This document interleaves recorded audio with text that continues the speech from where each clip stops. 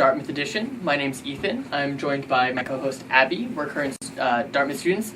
And then today's topic of our discussion is going to be life at Dartmouth outside of the classroom. And we have Liz Agosto here, who is from the Collis Student Center organization. And she graduated here in 2001, I believe, and has been working at the college. And we're just going to, give you a basic run through what life is like at Dartmouth outside of the classroom. We're going to start, Abby and I will give some brief introductions, and then we'll move the conversation forward. So as I said, my name's Ethan. I'm a junior at Dartmouth. I'm majoring in government and minoring in environmental studies. I'm from northern New Jersey. On campus, I'm involved in the Dartmouth Airs, an all-male a cappella group. I'm a member of Sigma Phi Epsilon fraternity. I obviously work at admissions, which is why I get to do fun discussions like this. And I'm also involved in a few other performance, mentorship, and volunteer organizations on campus. Great. And I'm Abby McCann. I am an 11 at Dartmouth, which means I am finishing my time here and will be graduating with my classmates in June. I am a Women and Gender Studies major from Winslow, Maine. Like Ethan, I also sing a cappella on this campus. I sing with a co-ed a cappella group, the Sing Dynasty. I also work as an undergraduate advisor on Dartmouth's campus, which is kind of Dartmouth's equivalent of an RA position. So I get to live with all first-year students, which is really fun and eventful. And let's see, and I'm also a student intern for the admissions office. Yeah, Great. So, Liz, would you like to introduce yourself? Absolutely. My name is Liz Agosto. As Ethan said, I work in the Collis Center for Student Involvement. I'm the associate director there, which means that I work with all of our student organizations through the Council on Student Organizations. There's about 175 recognized student organizations through that student body. It's an 18-member board that I chair and advise. I also work with our traditions programs, orientation, which if you come to Dartmouth you will experience, and goodness, I'm like, what else do I do? We do a lot of stuff. Everything that has to do with kind of student life, we have some part of it in various ways, and again, run the Student Center. As Ethan said, I am a member of the class of 2001, and so I graduated here 10 years ago, and my 10-year reunion is this summer, which is crazy, but I'm happy to be back and working with students.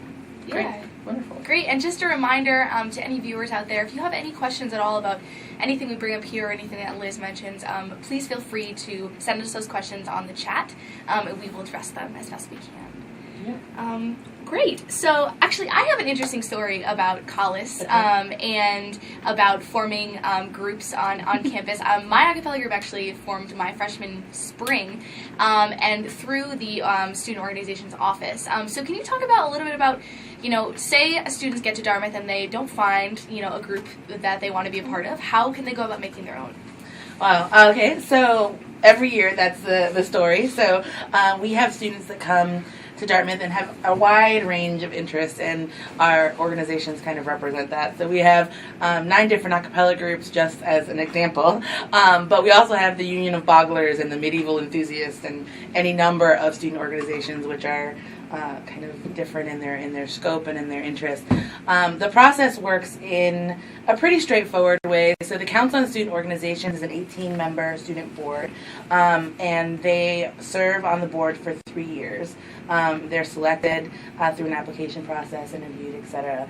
And then any student could come into our office up in 303 Collis and say, hey, I want to start an organization. And the process is they kind of fill out a form saying what the organization is, what's the purpose. They need to create a constitution, show that there's at least some interest on campus. So recruit members, have that conversation. We kind of help them and guide them through that process. And then they present in front of COSO what is the purpose of the organization, how is it different from what already exists. We do try to make sure that we're not kind of overlapping too many of the same organizations, so what is unique about it and how does it work, and then recognition happens. COSO recognizes most student organizations that come before them. We have kind of a pretty cyclical attrition rate. So we've got organizations that start and then go away based on students that graduate or interest as it kind of comes and goes. And then from that point on, you are an active organization. You have access to email, your email account or Blitz. You have access to financial accounts. You have access to kind of reservations. And we help through programming and all kinds of things like that. That's really neat. Yeah. And you mentioned a lot of different kinds of organizations that are on this campus, but a lot of the viewers would have received an email kind of giving them a taste of the cool opportunities they have to do really interesting things outside the classroom here. Can you what range of activities we have here? Sure. So our office works organizations, traditions programs, programming board, governance organizations. So a lot of the on-campus kind of community building and development opportunities.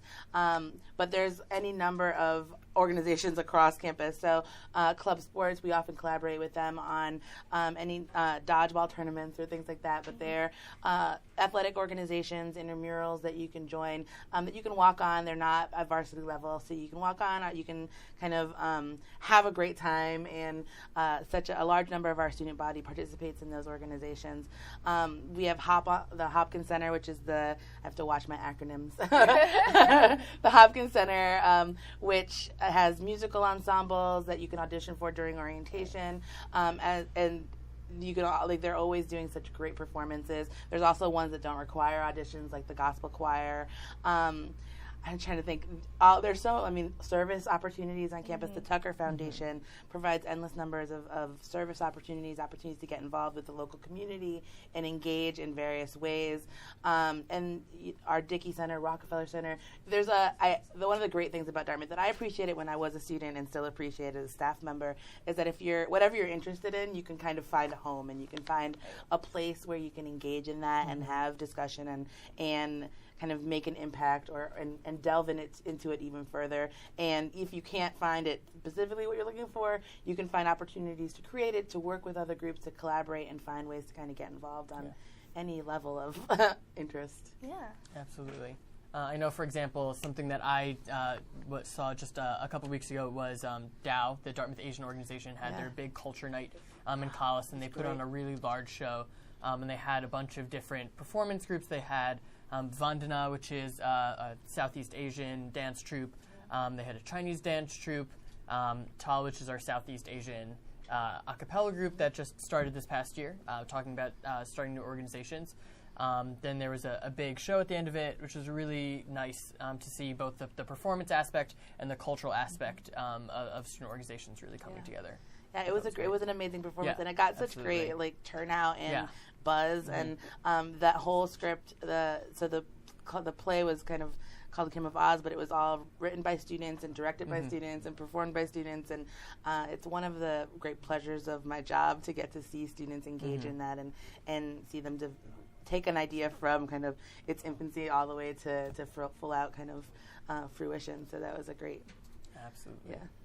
Yeah, and it seems like there are just a slew of activities for students to get involved in. How, can a prospective student, check out the different activities here, or once they matriculate here, how do they know, all the different activities that are there for them?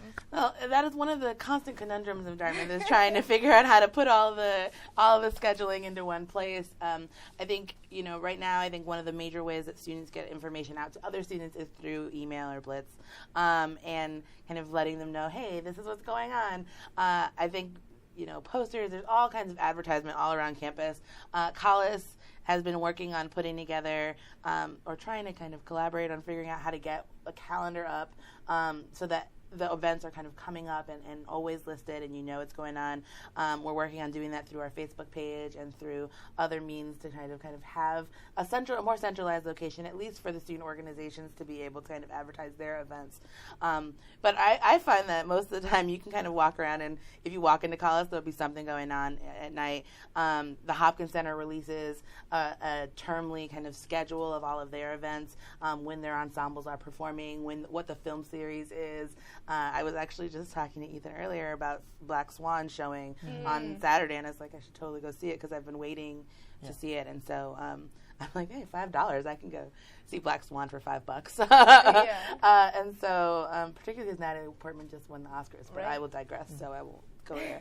But I think that the Hopkins Center releases their schedule of events.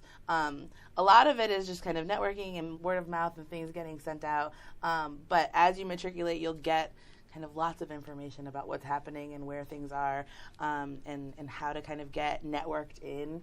We try and do a good job of orientation to get students involved and kind of on lists that they want to be on. And the new campus listserv has been really helpful on getting students to organizations to be able to kind of send information out to other students without kind of bombarding with 8 million kind of emails. So that's been really helpful and great. Yeah, and I know my first year at Dartmouth, I really appreciated the kind of giant activities fair that happens at Collis. It was really overwhelming walking in there because there's just so much to do, but it was great. I actually found one of my major commitments my freshman year was to tutor in the Upper Valley elementary school students through the America Reads program, which is through Tucker, and I found that through the activities fair, which was really great. It's a great fair. We're actually trying to. It's usually in Common Ground, all kind of squished into one room. Yeah. And so this coming year, so for 15s that would be coming in, we're going to spread it out all over Collis so that there's more room for groups to kind of showcase the work that they do, because our organizations are doing such amazing things, so that they're, people are getting all over and kind of looking at it across the board. Yeah. Great. So here's a picture of the Dartmouth, the Native American powwow. For those of you who didn't know, Dartmouth has a strong affiliation with Native American education. So the powwow is an event that takes place each year on the Green, which is the main central focal point of campus. Dartmouth has the only Native American Studies program department in the Ivy League, and we have a bunch of performers, speakers, and other guests come up to the college for this event that happens, and it's really exciting. There's a lot of cultural presentations that go on, and lots of people are participating. And it's really nice to see how campus comes to embrace this tradition that is so uniquely tied to the college. Yeah, and I love the powwow especially because I have a lot of friends who are a part of Native Americans at Dartmouth, and it's really an opportunity for them to showcase their heritage to our campus, which is great. And I think that's what you were talking about, is a lot of these activities give students the opportunity to, or a lot of the organizations, give students the opportunity to showcase what they're doing, which is really great. And powwow definitely is a great example of that. And it's been going on. When I was a student, I remember going to powwow, and I would bring. It's on Mother's Day weekend, so my family's from Connecticut, so I'd bring my mother up for powwow, and we'd kind of hang out and watch what's going on and partake. And they have this great thing called the potato dance, and me and my sister kind of did it together. We fought during the whole thing because I'm like, keep your head on, but we're sisters. But it's a great experience, and it really kind of engages you in different cultural aspects and different pieces, parts of life that you may not experience. So it's great. Yeah, definitely. Something else that also just happened is Dartmouth's Winter Carnival. We actually just celebrated the centennial of that, so this is the 100th anniversary of Winter Carnival. Each term, actually, Dartmouth has a big weekend that it kind of celebrates. In the fall, it's homecoming. In the winter, it's Winter Carnival. In the spring, it's Green Key. And then in the summer is Field Stock.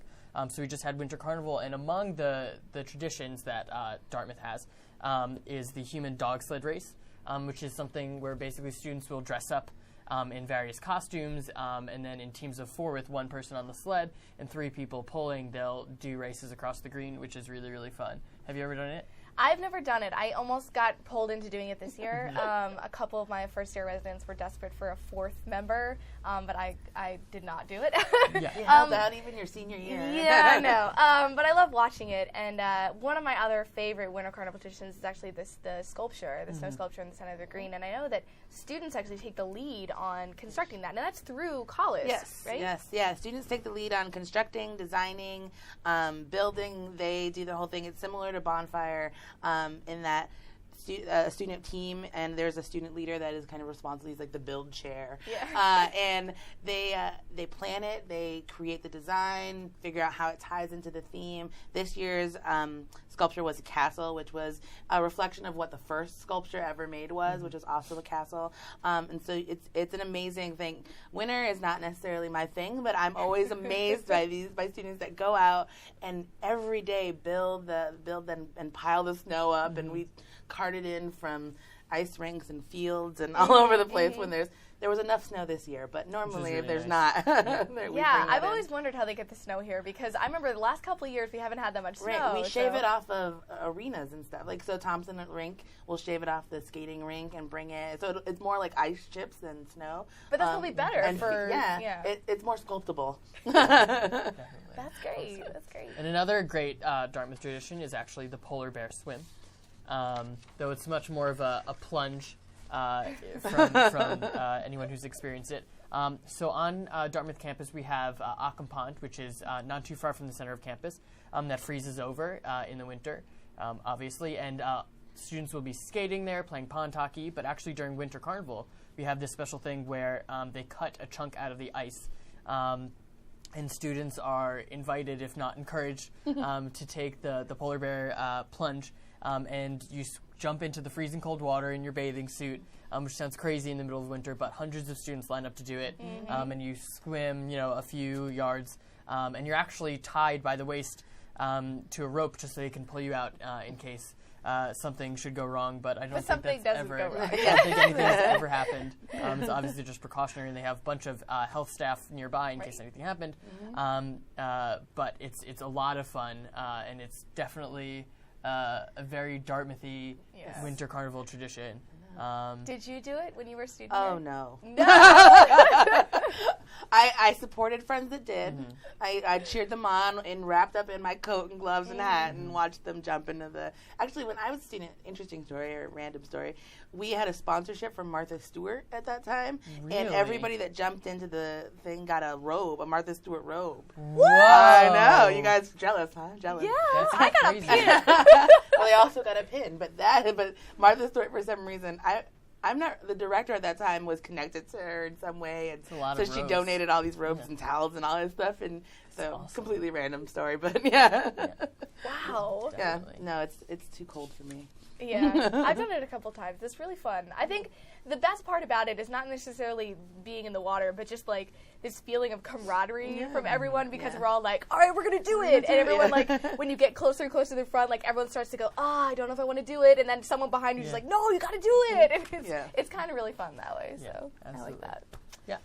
So the next thing that we're going to talk about is just more broadly the arts and specifically a cappella.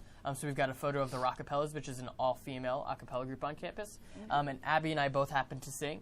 So basically the way that a cappella works is that while there are some organizations in the Hopkins music department that actually have professors leading organizations, a cappella is entirely student-run, which means that arrangements and rehearsals and performances are all set up and managed by students, which is a really great opportunity for students really to take on leadership and figure out how to run an organization.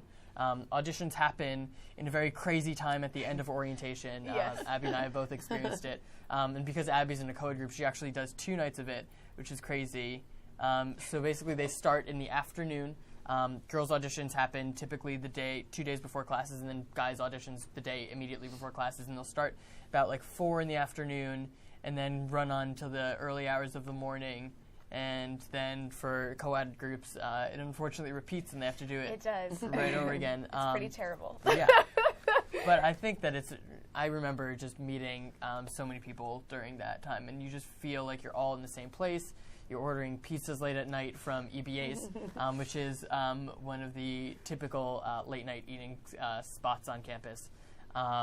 And yeah, it was a really nice experience to feel like, especially now being in a group, that you're part of this tradition and this group and this family so immediately in college. And I feel like a lot of organizations at Dartmouth are like that, where you come in basically not knowing anyone, and so quickly you're thrown into something where you have people who are looking out for you and there to provide advice and tell you where to go eat on campus and what professors to stay away from and what classes to take and stuff like that. And it's really nice to know that organizations are so much more than the specific activity that you're doing, and that they're really about relationships that you have with upperclassmen, which is really great. Yeah, and I think with a cappella, I love the fact, too, that being a part of that one organization has encouraged me to reach out to so many other organizations on this campus. I know, especially with a cappella groups, you're always looking for events to perform at, or you're looking for Greek houses to do shows at or things like that, or maybe you want to go to Collis and host some kind of fundraiser event or something like that. And it really has encouraged me to not just bond with people in the specific group I'm a part of, but also to reach out to other people on campus, which I think is awesome too. That's very cool. Definitely. Yeah. Cool. Yeah. So next is a picture of the alumni gym, exercise and fitness facility. It's actually pretty new. Do you know when they renovated that? I think only just a couple of years ago. Yeah, I was definitely a student when they were starting or doing Absolutely. that. Yeah. And it's a brand new, beautiful facility that students can use, till 10, 11 o'clock at night on weekdays. So no matter what your schedule is, it's really great. It's for non-athletes, so you don't have to worry about having to share an elliptical with someone on the football team or something like that, which is nice. So you can really get in there and do whatever, as heavy or as leisurely a workout as you want. And definitely there are an enormous amount of athletic commitments, athletic opportunities on campus, ranging from incredibly competitive to incredibly social and fun. So we obviously have varsity sports, we have club sports, and we also have intramural sports, which are fun. And you can do those with people on your floor, you're just a group of friends, any organization that you're part of. And for example, the guys in my a cappella group had a an intramural volleyball team when we entered the tournament, which was really funny because none of us really are very good, but it was definitely a very fun time. And these also opportunities are also in a lot of the PE courses that Dartmouth offers. Dartmouth has a PE credit, so you're meant to take 3 PE courses by the time that you graduate. And there are, of course, the more traditional PE opportunities, like you could be learning how to take squash lessons or excelling in a sport. And then we also have some less traditional opportunities like hip-hop, booty, and abs, yoga, things like that. Do you want to talk about? Yeah, no, I was actually going to ask you, what's the coolest PE course you ever took? The coolest PE course. It kind Or of what seems did like you an take? oxymoron. Actually, it's funny because hip hop, booty, and abs has actually existed since 10 years ago. It also, I know, you think I'm that old, but I'm really not that much older than you all. So I mean, I was bad and waited to the very last minute to take my PE credits. I do not recommend that to students. And so I ended up taking 6 a.m. step classes. It was awful. It was too early in the morning, but I needed to get my credit. And so I would walk all the way from the river to the gym to take my class so I can graduate on time. It was awesome. I would say the PE classes were, whatever. But I've been waiting for students to join to create an intramural Quidditch team. Because there was a whole lot of talk about it because Middlebury came and competed again, used the green to compete in Quidditch. And I'm like, where's the Dartmouth Quidditch team? We're always talking about it being Hogwarts. Where's Quidditch? Someone's going to have to form Brooms a and student snitches. organization. Brooms and snitches. I would totally back it.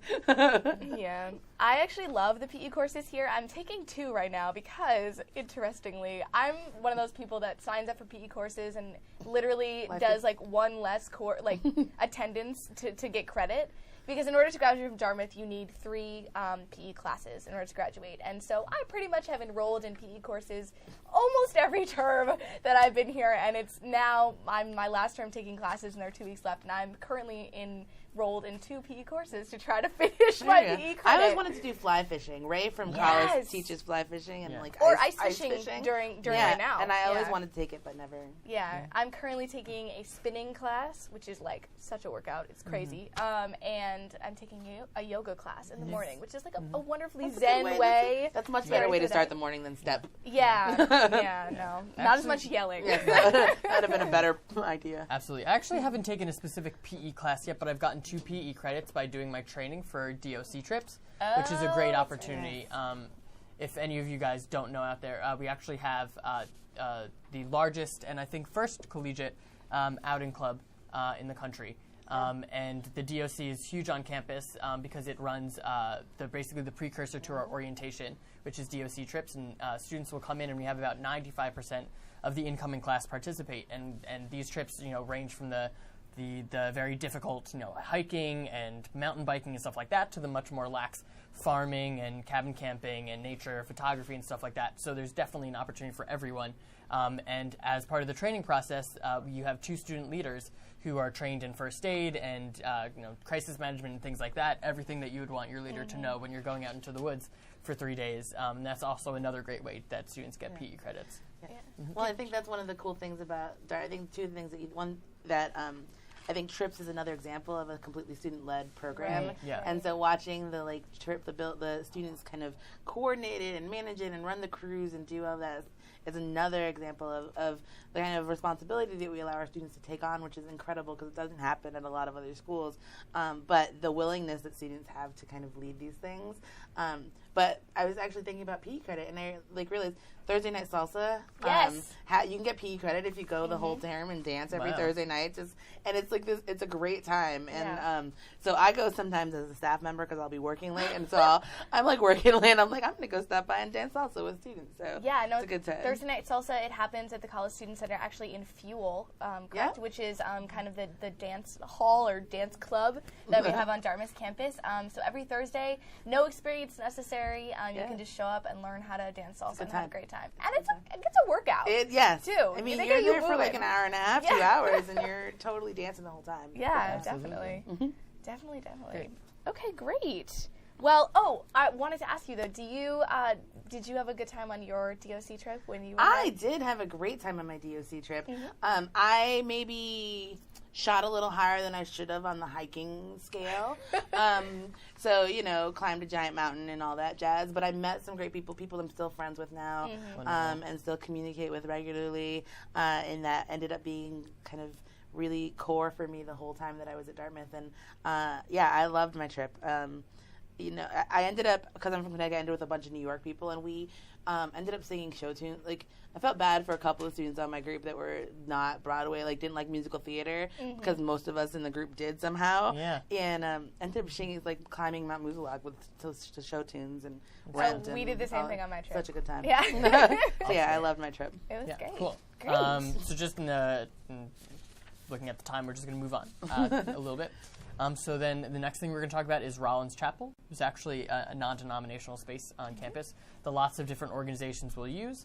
I know that my acapella group actually did our big 63rd reunion concert there, but it's also a site for a lot of different observational events and stuff like that.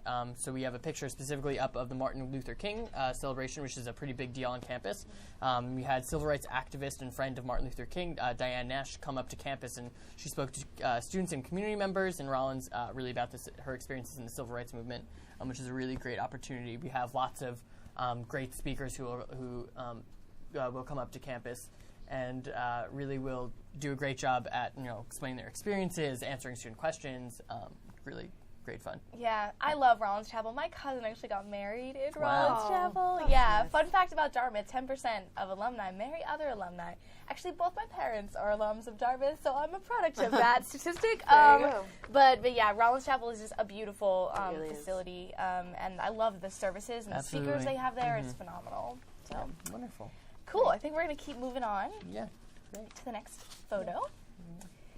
Sure. This photo is actually taken from the most latest, main stage theater production that we had at Dartmouth. It's called Eurydice. It's a show written by Sarah Rule about Orpheus and Orpheus's wife Eurydice, but it's kind of a more modern take on it. And I actually just saw this performance, and it was stunning. One of the most amazing performances I've seen, especially at Dartmouth. And I'm pretty involved in the theater department, and it was just absolutely beautiful. So yeah, just to give you a taste of, the type of performances you can see as a Dartmouth student. Tickets to see this show with a Dartmouth ID were only like $5, so it's really, really cheap. And if you're interested in performing in theater arts, definitely this can give you a sense for the caliber of work that students are doing on the stage. Right, and there's a lot of great ways to kind of perform in theater. Exactly. So there's the main stage, and then there's always kind of smaller presentations. Or I know there's Displaced Theater Company. It's just a 24-hour playwriting session. There's all kinds of performances. I mean, tonight alone is the Vagina Monologues. I think there's so many ways to kind of, if you're even a little little bit interested in theater to kind of get on stage and do something very cool and have a great time. Yeah, and the thing I love about theater at Dartmouth too is that you don't have to be a theater major to be involved in it. I'm not a theater major at all, but I was still able to, perform in the Rocky Horror Picture Show, which was last fall, which was just like such a blast. So. You don't have to be majoring in it to get involved. Same thing goes with music and studio art. There's definitely opportunities for students to really get involved with that stuff. And we have our studios that students, whether or not they're affiliated with a specific program, can use. We have a jewelry studio, a woodworking studio, a pottery studio that's located off campus, all of which are open to students, and you can literally go in there and have a vision in your mind, and they'll help you realize it, which is really, really great. Yeah, absolutely. So before we're gonna try to get to some viewers' questions, but we're gonna each take a moment to talk about our favorite opportunities for students off campus or outside of the classroom. I had to think about that. There are so many. So many. I'm trying to think of what I've done. I think one of my favorite programs that I took part in, even though it was for a relatively short time, was during my sophomore summer. There's a program that's kind of a partnership between the education department and Tucker, which is called SEED, which is Summer Enrichment at Dartmouth. Yes. And it's basically entirely student run with some professors who help out and oversee it. But it's interaction with high school students from typically underserved areas. We have relationships with certain high schools, and we'll have students come up, and then they'll spend a few weeks on campus taking classes that cover a bunch of different activities I know in academic areas. This year we focused on robotics and creative writing.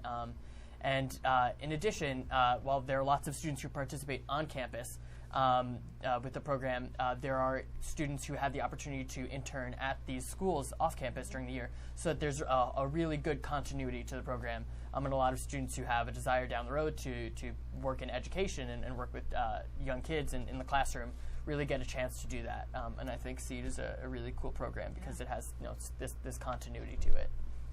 Yeah. Absolutely. Yeah, I was able to be the advisor as part of it over the summer too. Yeah. Are you not ready? So you're pointing. Yeah, at me? you should go next. I think that one of the student opportunities that I love the most at Dartmouth tie in a little bit to what we were talking about with the arts is the opportunities to kind of do the unexpected things. We have an organization called the Visible Arts that has done a couple of installations at Collis. They put like our little army guys all over Collis, and they made these, and it's just kind of weird and kooky, and you're like, okay. But they also made these giant like tape people and hung them in weird places in Collis, and it really is just kind of installation art and an opportunity for them to be creative.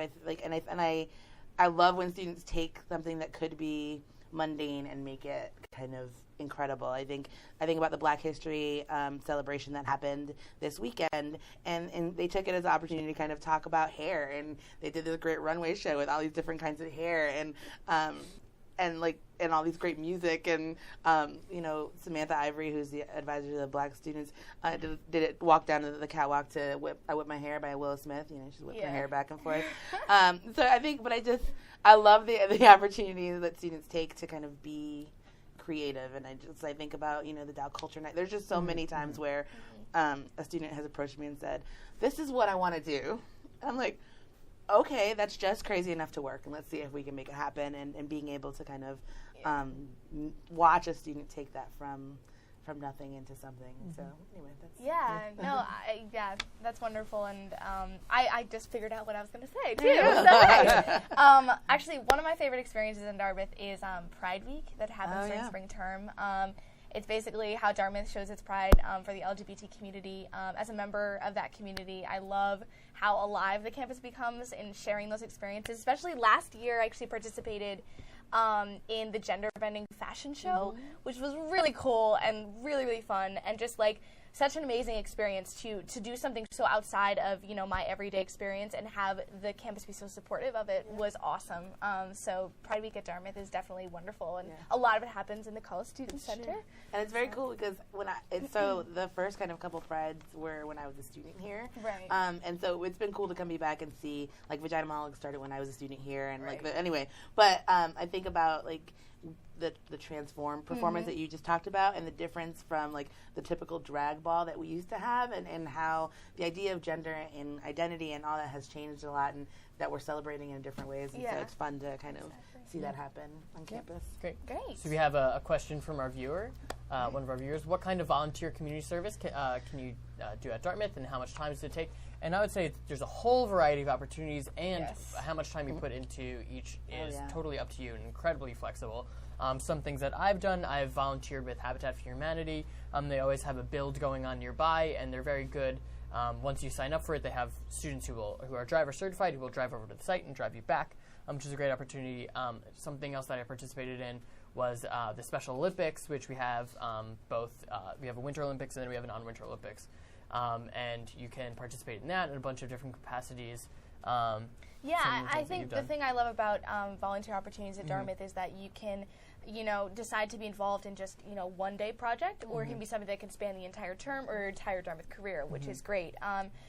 Something that comes to mind that happened this fall was the Day of Caring that happened, where hundreds of Dartmouth students volunteered in organizations all over the Upper Valley and showed their service in that one day.